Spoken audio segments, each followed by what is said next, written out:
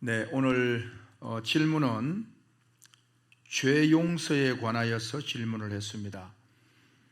과거, 현재, 미래의 죄를 용서하셨다라고 하는데 진리의 복음을 바르게 깨닫고 영접한 이들에게 미래의 죄라는 게 있을 수 있나요? 라고 질문을 했습니다. 우리 인생은 태어나서 죽는 날까지 우리 사람을 중심으로 보게 되면 과거, 현재, 미래가 존재하죠.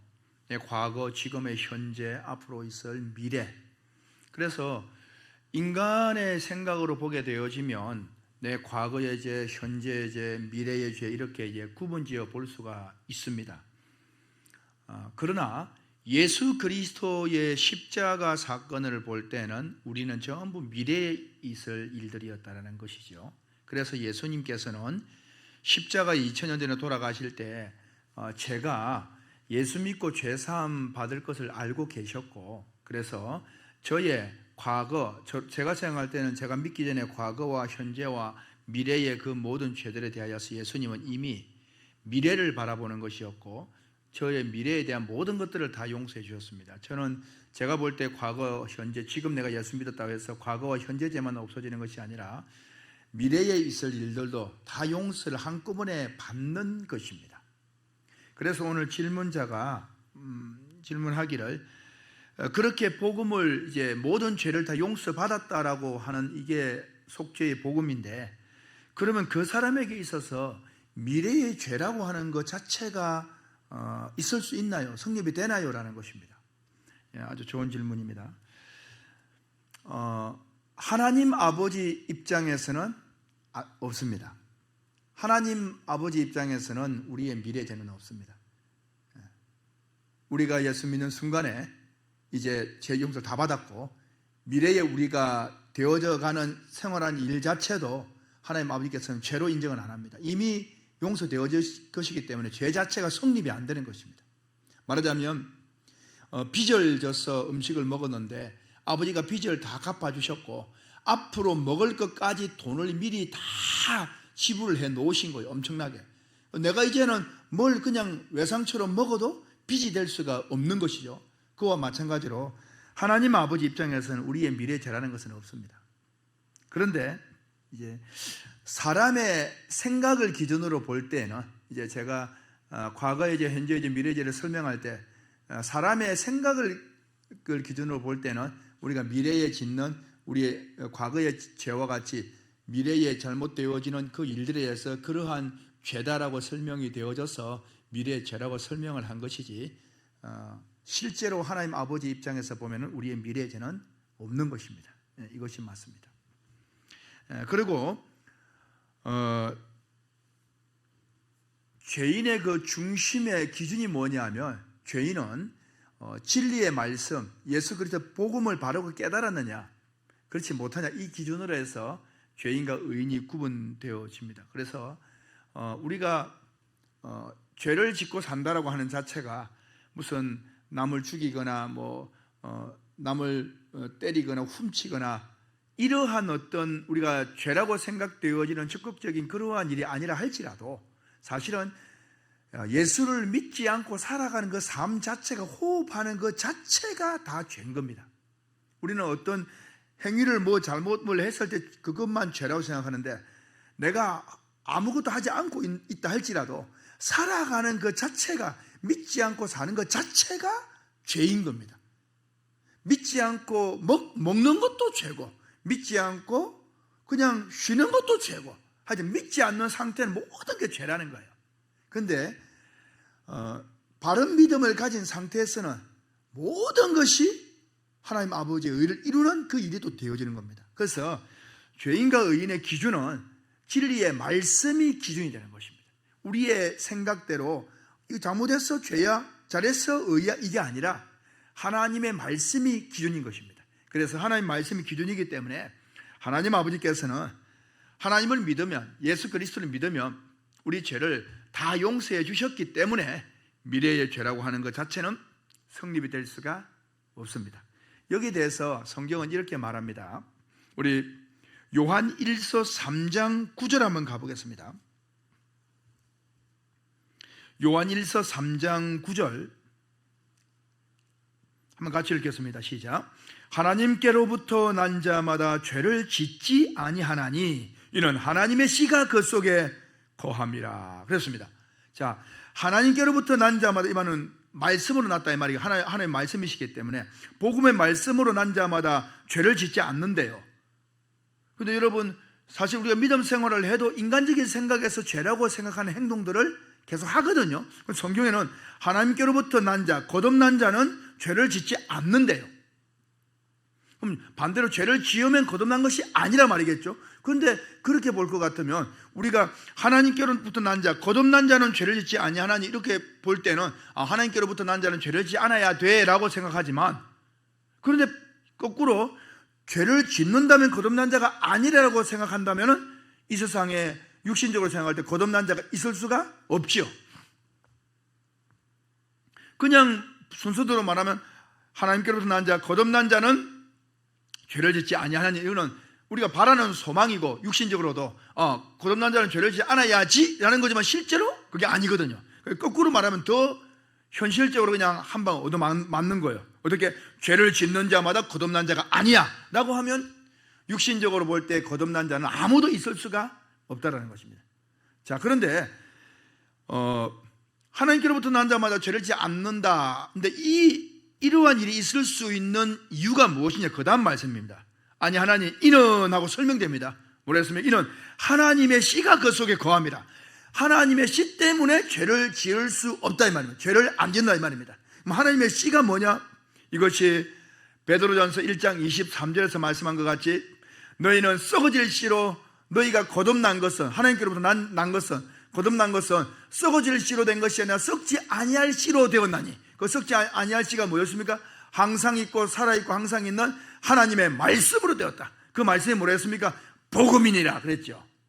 복음이 있기 때문에 우리는 거듭났다라는 겁니다. 그게 씨입니다. 그러면 오늘 하나님께로부터 난 자마다 거듭난 자는 죄를 짓지 아니한다 이 말은 왜? 하나님의 씨가 있기 때문에. 그 씨가 뭐라고? 복음. 복음이 뭡니까? 예수님이 내 모든 죄를 다 사했기 때문에 내가 죄라고 하는 행동을 해도 그것은 속죄라고 하는 예수님이 있기 때문에 죄로 하나님 아버지 앞에 성립이 되지 않는다라는 거예요. 그래서 이 말씀이 하나님께로부터 난 자마다 죄를 짓지 아니한다 이 말인 거예요. 그리고 하나님의 복음의 씨가 있는 사람은 죄 용서를 받았기 때문에 죄를 짓는 자는 하나님께 거듭난 자가 아니다. 이도 이해가 되시죠? 왜? 죄를 지을 수가 없는 거예요. 왜?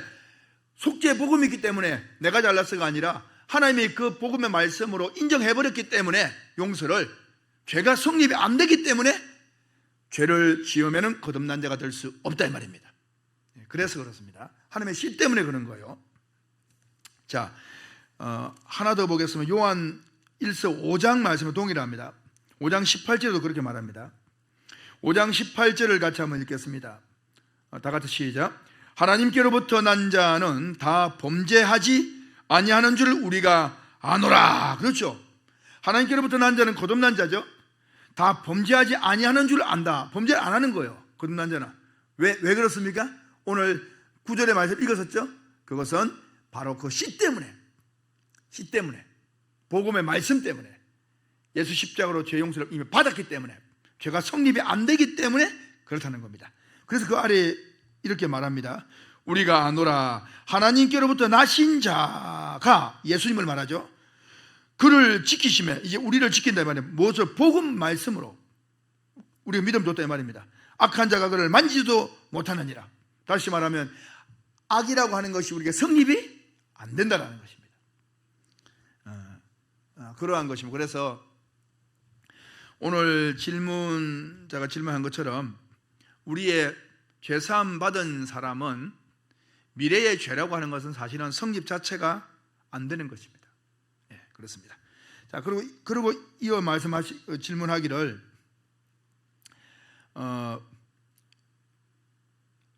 진리를 말씀으로 이제 죄 사함의 복음을 이제 믿었다 이 말입니다. 복음을 믿었다는 거예요. 믿었는데 믿었다면 이제 우리의 율법이라든지 세상 법규란 이런 관습적인 도덕적인 양심적인 이런 어떤 일들에 대하여서 이제 범죄 육신으로 볼 때 범죄하는 것이 생긴다 할 때 이런 것들이 죄 용서를 이미 받은 것인데 하나님 아버지 입장에서는 우리 인간 세계에서는 우리가 잘못한 건 잘못했다고 이야기하고 그 죄를 인정하고 용서를 빌고 해야 되지만 하나님 아버지 영적인 입장에서는 이제 용서를 다 받은 거예요. 그런데 진리를 떠난 영적 죄도 그러면 용서가 되나요? 이렇게 물었습니다. 이것은 안 됩니다. 왜 안 되느냐? 복음을 떠나버리는 그 일은 사실은 그 앞에 이제 산수적으로 볼 것 같으면은 내가 믿었기 때문에 미래죄가 다 용서를 받은 것이고 그 미래죄 중에서도 진리를 떠나는 죄도 죄니까 그렇게 해도 용서를 이미 받은 거 아니냐라고 하는데 이것은 그 속에 어떤 것이 있느냐? 그 사람은 예를 들면 이런 것입니다. 예수님의 12제자 중에서 가룟 유다가 있습니다. 그리고 베드로가 있습니다. 가룟 유다 예수님을 팔았고 베드로도 3번 예수님을 부인하고 저주하고 돌아섰습니다. 뭐 판거나 똑같죠. 그게 행위로 볼 것 같으면 그냥 깔끔하게 팔아버리고 말지 뭐 3번은 모른다 저주하고 돌아서는 그런 제자, 사실은 어찌 보면 더 좀 그래 보이죠, 베드로가. 자, 그런데 이 두 사람이 다 3년 6개월 동안 예수님을 선생님으로 모시고 살았단 말입니다. 그런데 둘 다 보기 좋게 떠났습니다. 떠났는데 가룟 유다는 버림을 받았고 베드로는 주님 도로 찾았습니다. 무엇이냐? 이것은 우리의 영역이 아니에요. 구원은 하나님 아버지의 계획 속에 예정하시는 것입니다. 그래서 베드로는 다시 돌아오게 되었고 가룟 유다는 그럴 수가 없었습니다. 그러면 그 전에 믿었다라고 하는 그것이 사실은 온전한 것이냐? 말하자면 머리로 이제 아는 것이었죠. 그러한 말씀이. 그런데 베드로는 그 이후에 깨닫는 자가 되어졌고 가룟 유다는 예수님을 선생으로 모셨지만 깨닫는 자가 못 되었던 것입니다. 그와 같은 것이죠. 그래서 그 전에 똑같이 예수님을 선생이요 메시아로 믿고 살았던 가룟 유다였지만 사실은 그것이 지적인 어떤 쪽에 강한 것이지 믿음의 역사가 아니었다는 것이죠. 그러나 믿음의 역사처럼 똑같이 보여지는 것입니다. 그와 마찬가지로 복음을 믿고 산다라고 했는데 진리를 떠나고 돌아서 버렸다라고 하는 것은 그 전에 믿었다라고 하는 그것이 지적인 동의라든지 어떤 깨달음보다는 그냥 머리로 아는 그러한 믿음 정도로 보는 것이 맞다라고 생각이 되어집니다. 그래서 진리를 떠나는 그 자체는 그는 용서가 되지 않습니다. 그러나 떠난 것 같아도 다시 돌아올 수도 있습니다. 베드로처럼. 그것은 우리가 할 수 있는 것은 아닙니다.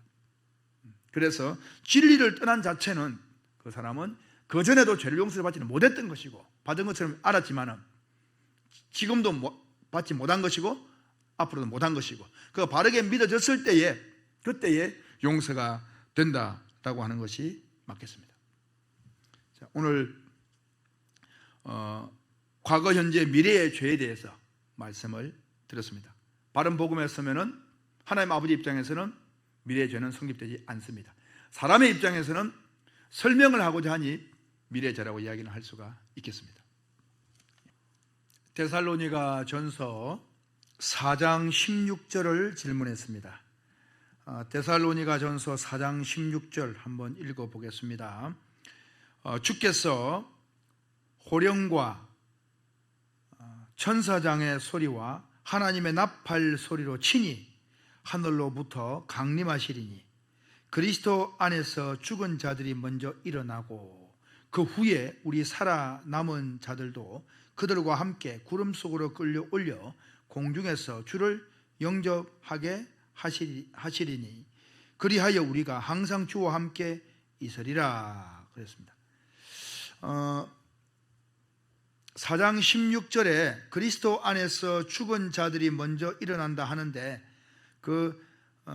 그들은 누구인가요? 문맥상 예수 재림 시점으로 보입니다만 그들은 누굽니까? 라고 물었습니다.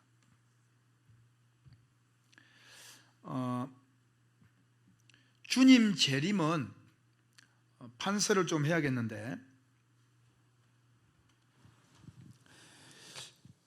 주님 재림은 7년 환란 전 3년 반, 후 3년 반, 후 3년 반 끝날 때, 이때 주님 예수 그리스도 재림을 하게 됩니다. 근데 지금 이 성경을 볼 때에 데살로니가 전서 오늘 4장에 주께서 호령과 천사장의 소리와 하나님의 나팔 소리로 친히 하늘로부터 강림하신다 그랬거든요. 그러니까 이제 이 주님 재림 때, 이때를 말하는 것 같은데, 이 살아나는 자들이 누굽니까? 라는 이 질문을 했습니다. 자, 그런데 여러분, 유대인들은 절기가 있는데 그 절기 가운데 반드시 지켜야 될 절기가 세 절기를 성경에서 구약성 율법으로 딱 정해놓고 말하는 바가 있습니다. 그 세 절기가 뭐냐면, 첫 번째 유월절을 지켜야 됩니다. 유월절. 이 유월절, 어린 양의 피를 발랐던 출애굽 때 그 사건, 그리고 이걸 다른 말로 무교절이라고 말합니다. 누룩 없는 떡을 먹는 절기. 또 하나 절기는 뭐냐 하면 맥추절입니다. 맥추절을 지켜라. 맥추절은 다른 말로 오순절이라고 말합니다. 그리고 칠칠절이라고 말합니다. 또 하나 절기를 지켜야 되는데 그 절기가 뭐냐면 바로 초막절입니다. 초막절. 이 초막절은 장막절이라 말하기도 하고 모든 것을 저장하기 때문에 수장절이라 이렇게 말하기도 합니다. 그럼 이 절기는 반드시 지켜야 되는데 너무나 중요하기 때문에 그렇습니다. 이 절기에는 공통점이 있습니다. 뭐냐면 추수와 관련이 있어요. 어떤 추수냐? 첫 번째, 이 6월절은 보리 추수 시작할 때입니다. 보리. 맥추절은 이제 밀. 그리고 초막절은 모든 먹는 거, 과일도 그렇고 포도도 그렇고 전부 올리브도 그렇고 다 모든 것을, 모든 양식을 다 추수하는 때를 말합니다. 말하자면 이제 추수감사절과도 같은 거죠. 이거는 말하자면 이 세 저기는 이렇게 있습니다. 그래서 다 찾아봐야 되지만 6월절 할 때 이 보리 첫 단을 베어서 관리했다가 흔들어서 요제로 드리는 의식이 있어요. 그 보리 첫 단이 누구냐? 바로 예수님을 상징합니다. 그래서 이것은 예수 그리스도의 이 추수는 뭐예요? 창고에 드리는 겁니다. 다시 말하면 하나님의 영적 추수는 뭡니까? 천국 창고에 드리는 거예요. 따지면 그건 뭐예요? 영혼을 거두드리는 거 말하겠죠. 그러면 사람으로 왔다가 이 땅에 심었다가 거두어드리는 영혼들이 누굽니까? 천국 갈 사람들을 말하겠죠. 그러면 그 사람들은 부활을 말하는 겁니다. 첫 번째 누굽니까? 부활의 첫 열매 예수님입니다. 그래서 이 보리는 6월절 이 보리 추수 이 개념은 누구를 말하느냐? 예수 그리스도를 예표하는 예수님의 부활. 이것은 부활의 첫 열매입니다. 예수님이 부활의 첫 열매죠. 그리고 이 밀은 뭐냐 하면 밀은 제자들을 상징하는 거예요. 제자들. 그래서 이 오순절 날에 성령 강림이 있지 않습니까? 오순절 날에 7.7절 오순절 날 그 제자들, 성령 받은 말씀 사역자들을 상징합니다. 이들을 뭐냐면 이제 말씀 사역자들, 그 첫째 부활 첫째 부활자다. 첫째 부활. 이는 부활의 첫 열매. 예수님은 이는 첫째 부활. 우리 예수님을 제외하고 부활해서 첫 번째 우리 인간으로서 이 모든 양식, 이 초막절은 뭘 말하느냐? 마지막 부활. 그래서 믿는 자들 전부 다 천국에 드리는 마지막 부활을 말하는 것이죠. 자, 이것에 대하여서 그래 꼭 지키라는 것이 천국에 드리지 않으면 안 되니까 꼭 지키라는 겁니다. 그럼 이 부활에 대해서 어디서 성경에 설명을 하느냐? 부활장은 고린도전서 15장입니다. 우리 고린도전서 15장 한번 잠시 가보겠습니다. 고린도전서 15장 20절 말씀을 같이 한번 읽겠습니다. 20절 15장 20절 시작. 그러나 이제 그리스도께서 죽은 자 가운데서 다시 살아나사 잠자는 자들의 첫 열매가 되셨도다. 자, 여기 예수님 부활의 첫 열매라고 그랬죠. 부활의 첫 열매, 예수님께서 첫 열매가 되셨다. 자, 그러고는 이렇게 말합니다. 22절 시작. 아담 안에서 모든 사람이 죽은 것 같이 그리스도 안에서 모든 사람이 삶을 얻으리라. 다시 산다 이 말입니다. 23절. 그러나 각각 자기 차례대로 드리니, 이제 부활이 생명을 얻는 거죠. 차례가 있다. 차례. 한꺼번에 내는 게 아니라 차례가. 그러면 우리는 아직 영생을 누릴 몸이 아니지 않습니까? 그런데 차례가 첫 번째 누구였으면 예수님 그랬죠. 이미 2000년 전에 하셨고 되셨고, 차례대로 되리니, 그 다음 시작. 먼저는 첫 열매인 그리스도요. 그렇죠. 첫 열매인 그리스도. 부활의 첫 열매인 그리스도. 그 다음에는 그가 강림하실 때 그리스도에게 속한 자요. 자, 예수님이 재림하실 때 2000년 전에 부활하셨다가 하나님 우편에 앉아 계시다가 재림하실 때 그에게 속한 자요. 그에게 속한다는 것은 예수님 재림할 때 같이 재림해서 오는 자들을 말합니다. 요한계시록 19장에 누굽니까? 14만 4천 두 정인들이죠. 말씀사역들, 그들입니다. 그들은 언제 부활하느냐? 7년 환란 중간에 이때 부활합니다. 그리고 예수님은 2000년 전에 부활의 첫 열매, 이들은 첫째 부활자, 첫째 부활. 이들입니다. 밀추수. 주님은 보리, 이는 밀. 그럼 마지막은 언제입니까? 마지막은 주님 재림하시고 이 땅 심판하고 천년 왕국 지나고, 그리고 백보자 심판이 있고 천국과 지옥으로 완전히 갈려진 백보자 심판, 흰 보좌, 백보자 심판, 이때가 마지막입니다. 이때에 모든 사람들이 다 살아나고 살아있는 사람들은 변화되고 해서 천국 가고 지옥 가고 다 심판을 받게 됩니다. 이게 마지막 부활이죠.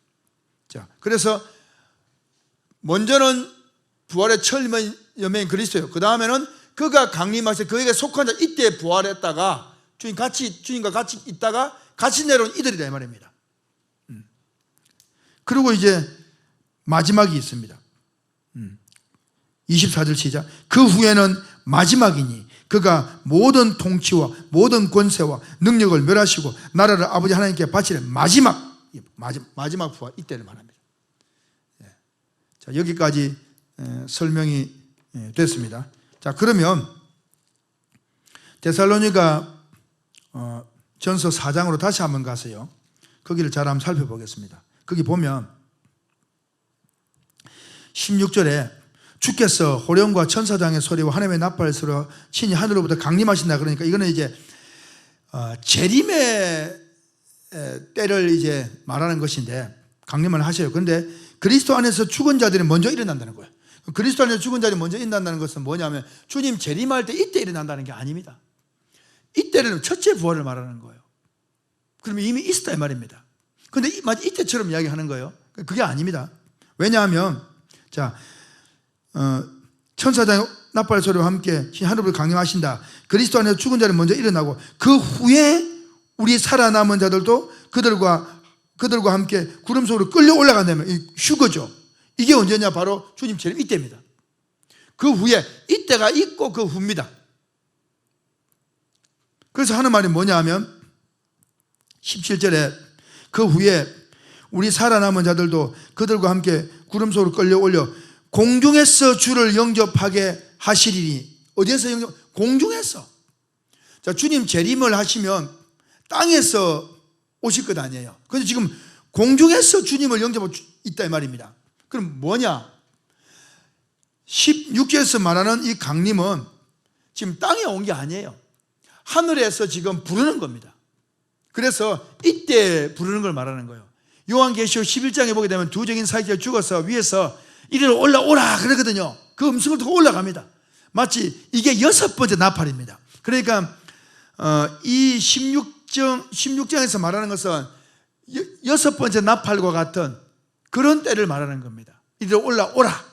그리고는 있는데 이들이 위에 있고 주님 재림하시기 전에 이제 휴거도 일어나요. 그 후에는 우리가 공중으로 끌려 올라가면 구름 속으로. 그래서 공중에서 주를 영접하리라. 이 주님이 함께 올라가서 주요 같이 있는 거예요. 그러니까 앞에 있는 이들은 이때 살아난 게 아니라 이때 살아나서 같이 있는 거예요. 이때 올라오라라는 그 음성 자체도 이렇게 표현이 되어지는 겁니다. 때를 말하면 7번째 나팔이 아니라 6번째 나팔이라고 볼 수가 있는 것이죠. 자, 그렇게 설명을 할 수가 있겠습니다. 그래서 그들은 누구입니까? 라고 할 때 이들은 바로 첫째 부활자 14만 4천을 두고 말씀하는 것입니다. 네. 주의 복음의 말씀을 잘 배우고 익혀서 말씀 사역자로서 멋지게 쓰임받는 첫째 부활에 동참하는 여러분이 되기를 예수 그리스도로 축원합니다. 감사합니다.